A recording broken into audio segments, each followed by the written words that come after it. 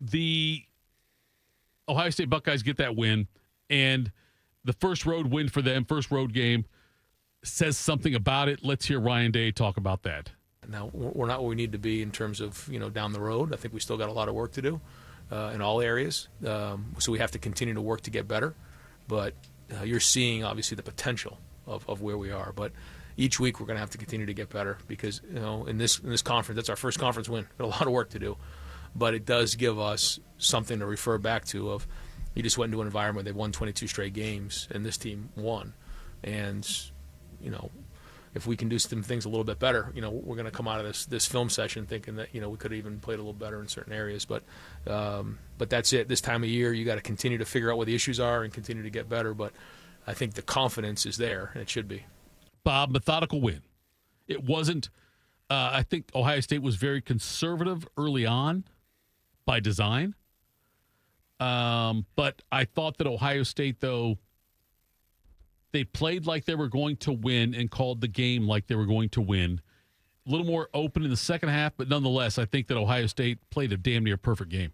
Yeah, perfect. Damn near. I think it was very methodical, Bob. They fumbled. They got turned away on a fourth and half a yard on the 5, and then they fumbled the ensuing punt return on the 25. The game could have been a lot worse. They could have probably scored. I think my score was 35-13. I think that's what it was, yeah. They could have very easily touched that. But I'll give the Washington defense credit. I thought they were a little better than I thought. Sure. Offensively, I was kind of disappointed. I mean, they moved the ball and they did some things, but Matt Patricia is a really good defensive coordinator, but I thought they'd be able to run the ball a little bit better than they did. And I thought that Damon Williams would be good for at least one good big play. I thought Jonah Coleman would be able to do a little more than he did. He was okay. And I thought Damon Williams would be able to get out for maybe one big explosive gain, and that never materialized really as well. But you and I talked, there were people that were claiming for the timeout in the end of the first half when Ohio State had the ball. And I thought that would have been a mistake. I think that's what I'm saying. But that was, would you classify that as a conservative play? Not calling timeout. I don't know if it's conservative. There's 40 seconds left. You've scored one touchdown on offense. You're up 7-3 going into halftime. And the likelihood of you driving using, I guess you'd have to use 2 timeouts. Right. I think you would have had one left. And let's say you could I guess they were really backed up after the sack. They probably weren't going to convert. But let's say they did a good job punting and you're on the 10-yard line. Right. So in theory, you're having to drive about 60 yards in 35 seconds with one timeout. Right. And not that that's not capable, you're not capable of doing that, but why give them any momentum heading into halftime?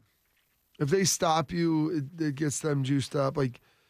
You've done what you need to do. You got the stop. They didn't move the ball, and you have the ball coming out. I think right. You get the ball. Yes. Do you think if they didn't have the ball coming out, that would have changed? Yeah, potentially. I think it could have changed the conversation because you're getting the ball coming out. So don't do anything to break the momentum. And they didn't score on that subsequent drive. I don't think, or did they score coming out? No, I don't think they did. I don't have a problem with it, and I don't. In the moment, at first, when I'm sitting there, I'm like, no, they did. They out. scored their first drive. Okay. Yeah, so 14 plays, 75 yards, 7:41 drive. That's methodical. Drive all the way down there, then they give up a field goal. Ohio State gets a field goal, turnover and downs, touchdown, end of game. There weren't. You look at possessions, 1, 2, 3, 4, 5, 6. End of game where they kneeled it out was their 7th. Now, granted, you did fumble a punt there, which would have been 8. Right. The tempo of which this team plays, Ryan, they can go up tempo, but Ryan, the first half, I want to say, was an hour. Yeah. It was so quick. I looked down, I'm like, man, this game is hauling. The game in total, I think, was 3 hours. It's crazy. Because that Ole Miss Bama game, or the Ole Miss LSU game, it was the fourth quarter was starting. Yes. As the game was ending. I could tell by that on Saturday. Reese and I we had game night, and we went on half an hour earlier than we normally do because the post-game stuff ended here. Yeah. So I knew it was quick then at that point. But, yes, Bob, And as a fan, like as a Buckeye goober, in the moment, I'm like, call timeout, call timeout. But then afterwards, I reflect on it as an analyst or a semi-professional radio guy. Everybody I think thinks like that it's just they get the ball, they're going to go score. I know. Like after I sat on it, I said, you know what? Ryan Day, not that he needs my affirmation, but Ryan Day did the right thing. Or Heartline, Ryan Day, whatever. They did the right thing. That's more probably the head coach decision. You got Day saying to Heartline? Yeah. God, I would love to know all that. What do you think Heartline's going to have? First of all, he's in the box. I know. Who's he yelling? Hey, Ryan, call timeout here. No, like Who's in charge? No, me or you? That's my question. Okay, Bob, I'm glad you said that because we know Heartline's the play caller, right? Yeah, he's not the head coach. No, he but I'm doesn't saying, get okay, a choice of he timeouts is and primary play caller. yes. Okay. Heartline then would say today, call timeout here. If he wanted to do it, he would do that. He would not be saying we are calling timeout. He would say to Ryan He's not Day, on the field, number one. I understand, but So he's he talking can't today yell from though, the right? box. Is he talking today? The headset? I'm sure they're on the headset Okay, talking. on the That's headset. what Ryan does. He's not. That- What's his name? Who is I the can't wait to Brady see where you're Hoke. going here. Brady Hoke? There we go. Okay. Brady Hoke who just wandered around without Okay. a headset on. So You're I'm like, saying- why do you need a headset? Well, to talk to your coaches. So, Bobby, I'm asking you this as a complete layman. Talk to me like I'm a 5-year-old. But so Hardline would have said, here would have been the conversation. okay, go ahead. Brian's probably sitting there, and the tough thing is because they're going back and forth, and I'm sure I doubt Ryan gets into Patricia's calls too much, but it's like, hey, what do you want to do here? What are we thinking? Data to Patricia saying Data, that. Okay. Patricia, Yep. what are you All right. thinking on this? All right, now it's 3rd and 17, okay? And with that, he probably flipped over to Hart, and they're having the conversation of, okay, do you want to call a timeout here? Like, how do you think we should handle this? Do That's you want to Data go? Heartline. Or either way. Okay. Coach, do you need me to get 2 minute ready? Like, are we going to burn a timeout here? Is this what we're going to do? And you look at it, you're thinking, okay, and then you talk to your special teams coach, like, who's running that? What would our punt return look like? Would we go for a block? Right. We try to return. Like, this is why it's really hard to call plays and do all that, because if you're having to call plays, you're thinking about what's going on as opposed to getting everything set up, because it's not as easy as let's just call a timeout. Like, you have to kind of be prepared for that going in. Your guys have to have a knowledge of it. Do we feel good about the 2 minute situation? What do we feel like they're going to do? All of those different things. I look at it, Bob, and as I've gotten older, and honestly, look, I'll say this. I get to talk Wiser. Okay, that's fine. I don't know about wiser, but nonetheless, I'm older. But as I talk to more and more former Ohio State players on both sides of the ball, I get more impressed with how fast the game is as far as play calling goes and as far as those kind of decisions. Well, all that stuff has to go into it. Like, you're not just, time out. And they're like, well, okay, well, then everybody else can kind of obviously feel that, but you've got to make sure what we're going to do on our kickoff. We feel good about a block. Do we feel better about a return? Okay, like, they get that sack, and maybe they weren't thinking about it. And then you get, Arvell Reese's, what was Arvell that had that? Arvell had that, yeah. Like 15-yard sack where all of a sudden now it's 3rd and 25. Or it's going to be 2nd and 25, because you probably weren't thinking we're going to call timeout there before that, because if it's still 2nd and 10, timeout's only helping them. They were in the chance where they could have scored. So all of that flipped incredibly quickly. So I think that's, part of that. You're not really, probably it's not even in your scope at that point. Now, anything can obviously happen, but looking at where the field position would have been and just what is the potential upside versus what is the downside. And the downside of it is giving momentum back, giving up an interception, who knows, a fumble, strip sack, like you could give up a field goal, maybe a touchdown, versus the odds of you going and getting it. If Washington would have been backed up, then I think maybe they do that. But them still being around the 30-yard line, like, I didn't foresee that being an advantageous opportunity. That's the part where, and it will never happen. I get it. Maybe it could. I don't like postseason, but I wish I would love to hear. Like, I'd love to have a headset on down there and hear what goes on between Patricia and Day, between Heartline and Day throughout the game. Like, I would love to hear all that. Now, you do hear some of that. I'm not saying you have a headset on during the game, but you know what goes on there. Oh, yeah. I mean, it's just there's a logical process of how to do it, and at least that's how good coaches do it. I don't know how Mario Cristobal would be doing that there, or James Franklin at the end of a game, but coaches who know what's going on, there's a process of how you're going to go about it, and you've worked on these things throughout the week, so you have an idea for the scenarios of what you're going to do and how every unit is going to execute it, and like what levers you're going to pull for those particular plays or situations. So because you go to the practices, you see what's going on. You've talked to players, you've talked to coaches.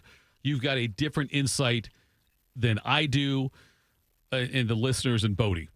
So has anything surprised you to this point? Like, has there been a time, Bob, in the first 4 games where you said, I'm surprised? Well, it's tough because Grambling and Ohio University, like the quality of game. Right. Texas, there was some where, not some, I guess. I have to go back and look. Gosh, that was a month ago now. There was a couple ones where I was like, okay. But just watching, when you watch practice and you see how people operate, you have a good idea of kind of what the decisions they're going to make. Mm-hmm. And your players should have a good idea of that too. Okay. Like, they shouldn't be surprised. They should have a feeling of, when we get in this situation, this is what we're going to do. We'll, run versus pass, taking shots, being aggressive, but also being smart, and like integrating all that together. So there was a couple things from Texas, like, all right, did that. Like, not surprised, maybe like eyebrow raise, 1 or 2 things. And that's kind of always going to be the case because they have more information about everything going on than I do as well. I mean, I'm just sitting there watching, they're hearing, they're talking. Right. They know what, like, the feel is of the quarterback. And that's the other thing. Like, how do you feel about this situation? What do you think we should do? And all that stuff. I mean, there's just a lot that goes into it. Has Sayan been what you thought he'd be? Yeah, I think so. I mean, he's actually been more efficient, I would say. Like, knock on wood, the guy hasn't thrown an interception yet. Formaldehyde. Or wait, no, he threw one. Against Grambling. OU, right? Grambling and OU both. Grambling and OU. Grambling was in the Other end than zone, those right? 2, though. Yes. Well, I guess I look at Texas and Washington, like Those are the big big moments, yes. Yeah. Those were like careless plays, but the guy hasn't thrown like a meaningful interception yet. Yeah, it hasn't been a game-changing interception. Yes. One, we're like, oh gosh, like that's bad. Yeah. We're backed up against Washington. You just threw the ball to him. Right. Or something that was going to actually cost you. Kind of like Drew Aller. Yes. Okay. First play of overtime, We're gonna was do you throw this. it right to him. You want to talk about a guy who had a bad weekend. Poor James Franklin. Okay, let's talk Anyway. about that. James Franklin. We got a couple minutes here. Well, that's fine. I don't care if we go late to the break. But James Franklin Glad you don't care. loses that game. I don't, Bob. James Franklin loses that game. And I don't blame Drew Aller. I think that Drew Aller has not met the expectations set for him. That's fair. Okay. But I think that James Franklin, Penn State, put those expectations on him. It's just in their DNA. I know. I don't So I'm understand. saying, like, I don't blame. Look, I think Drew Aller, he might be a great person. He might be a decent He quarterback. seems like a good guy. Okay. Ohio kid. So I root for him-ish. I root-ish for him. But I'm just saying that this is more about James Franklin than Drew Aller, the way Drew Aller's played. It's more about Franklin and more about Penn State evaluating quarterbacks, evaluating players. So you think that he was never that good? I don't think he was as good as... I think they would have taken him here if it wouldn't have been. You think so? Well, I think he would have come here. They were recruiting him. He is a senior now. And you know what happened? What's that? Is Wasn't it Quinn Quinn Ewers Ewers? Yeah. reclassified? Yes. And when they offered Ewers, Yep. he committed to Penn State Okay. because they were in the same class. Then Ewers reclassified. Next year, I'm 6. Ewers reclassifies, and then and I give him credit for that. Like, he was committed to Penn State, and that's where I was going to go. But it's not... I feel like Day... I think if he played on Ohio State, he'd be a lot better. I think you're right about that. Yes. I think I agree with that. I think more, it might be big game James is maybe holding him back. Okay. I do think, though, there's something to the fact that, like, he's not played well in some big games. And I'm not saying it's all on him, obviously. Right. Franklin's, that's kind of been a recurring issue for him. The last 2 series, though, all of a sudden, when they couldn't score at all, then I'm like they were down 17-3. I was like, well, this one might be over. You thought it was, I might be going back to this Bama, Georgia. Yep. Yeah. Might be leaning into that one a little more. I was like, let me just see this first drive. Bingo, bango, bongo.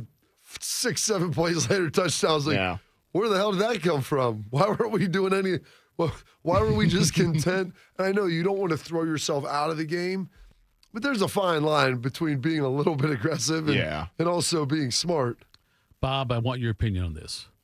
I want to say up front. It might be a bad. No, wait, no offense. No offense. So that means you can say pretty much whatever you want. I'm just telling you this because I think this guy is a very important person in the history of Ohio State football. People know me? No, I'm telling you. Google him. I'm telling you. This guy did a lot of wonderful things for the university. Recruiting-wise, okay. John Cooper did a lot of great things for Ohio State. He expanded the way Ohio State recruits and had a lot of fantastic athletes come through here. His Achilles heel is what, 2-13-1? Is that what he was against Michigan? Or 2-11-1? Whatever it was. Okay, 2-11-1. So, and lost a lot of bowl games against teams that I thought Ohio State would win. Yeah. Okay. Is James Franklin John Cooper?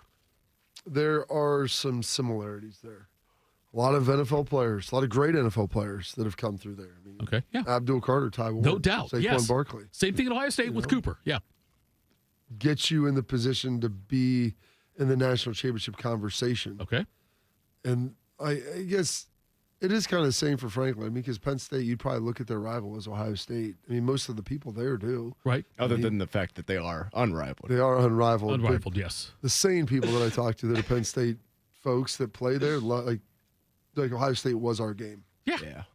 Michigan to a lesser extent, but it was Ohio State. Right. And the fact that he's only won one of those, and that was in 2016. He's like 4-11 against AP top 10 teams or something. Some ridiculous number. It's worse than that. It's worse than that. Okay, I know top 5's bad. I think I saw 15-30 against top 25 teams. Okay. Yeah. Which, if you're Penn State, I don't know exactly where that number should be, but I would say 500 probably, give or take. Yeah, because a lot of the times you're probably favored in some of those games. Yeah, top 25. Like, that isn't just down to Ohio State, Michigan, and Oregon. Yeah. You're getting some other teams in there that are probably creeping in at like 17 to 25 that you're probably 10 points better than. Yeah. On a spread, maybe 7. But yeah, there is a lot of that. Like, he's enhanced them in a lot of ways. Yes, he has. And here's the thing. Like, they've never had a fall off, and he does a good job of managing the program, running all of it. Like, his operations. I think he represents it well. Represents it really well. His in-game coaching leaves something to be desired. But if you're Penn State, if you're a Penn State fan, yeah, you can hire. Well, I'm saying, like to say, you want to fire him? Fine, fire him. It's not like it guarantees you getting over hire the hump. Rich Rod. You know what I mean? Hire Brady Hoke. Yeah, hire Mike Riley. Okay, it's fine. Hire you know what I mean? George O'Leary. Whatever. Oh, yeah. Johnny Wise. Yeah, I'm saying, like, that's my, like, Lincoln Riley. I wonder. Go pay Lincoln Riley $100 million. In the 12-team Come on over here to playoff. get beat by Illinois. Illinois is fumbling the ball going into the end zone. Twice. After getting beat 63 to 10 or what is it, 7, and they beat you. Penn State should be in the playoffs every year. Yeah, they should be. They'll probably get in. They will. The only Achilles heel for them this year is I thought it's like, if they they can lose to Oregon, they could probably lose to Ohio State. The problem is they play Indiana this year, right? And I think you can't lose that I think game. Indiana's better than Indiana last year. I think they're better. I don't Google it. I'm telling you, I think they're better. They are better this year than they were last year. Logically, Illinois I think you're isn't right. a bad team. They just beat USC. They did. And manhandled them up front. Indiana took them out back, and believe me, it's a one-off and things happen. But, I mean, that was a woodshed moment. Speaking of coaches. Oh, here we go. Dan Lanning after the win Saturday night. 1,000 cuts. What, was there a chance that the whiteout wasn't the only thing that he was hanging around with? That dude was, like, losing his mind. I don't mean like just going crazy. I mean like he physically looked ill. But good for him. That was a big win. He goes, how do I keep my intensity up all game? So I called Michael Irvin, the playmaker. That's what did it. Gave me some tips. Some tips and some baggies. What a great weekend it was. Together. What a great football weekend it was. Yeah. Poor Kirby Smart. Saban, no Saban. You want to talk like can't beat Alabama. Okay, is that okay? But I don't he's understand won national titles, so I can't put him in the Cooper realm. Yeah. But people there, like, they're upset. You lose Alabama, you're at home. It was at home. I know. And that's what's that bad. makes it really bad. For the first time without Saban, too. All those other games came against Saban. Oh, you're right. Yeah, I'm sorry. You're First right. time No. losing at home. Okay. Last year. Other than the other two. They're like, we can gosh. still beat Georgia. Kalen DeBoer's the best. And then they lost to Vanderbilt the next week. And they burned him at the state. I know. That's who they played this Diego weekend, Pavia too. waiting in the wings. Yes. He's a great slump buster. Let me play Bama right after I Georgia. love the fact you said slump buster. Right after Georgia. Patrick says cocaine's a hell of a drug. MAGA Corn says that Dan Lanning was high as a kite. Maybe so. I don't know. Anyway, 1,000 cuts. 1,000 cuts. That was a great win for Oregon. By the way, we could still have a 1v2 in the Big Ten championship game, right? Could be Ohio State and If they Oregon. keep winning, they win out like the top that. of the Big Ten's really good. It is, yes. Ohio State, Oregon. They lost that game to Penn State on the last play of a double overtime game. Penn State is a really good football I think the team. top of the Big Ten's the best in the sport this year. I think so, Indiana's too. good. I think the SEC is still deeper, top to bottom. I don't really think there's too much of an argument with that. No. I think most people could agree with that. But I think the top 2 or 3 in the Big Ten are better than. I would say the top like 5 or 6. I'm telling you, Indiana's really good. I can't do it. Illinois is a pretty good football team. I thought Illinois was good until they got their ass handed to them by Indiana. Okay, you can believe what you want, but I think Indiana's really good. I can't believe in Indiana. I don't know. Indiana gets Oregon and Penn State, don't they? Yes, they do. They get both of them. One That's what home, I'm one on saying. the road. Yeah, if they Penn State, that would not be good for them to lose. If they lose that one, I feel bad for Penn State fans if that happens.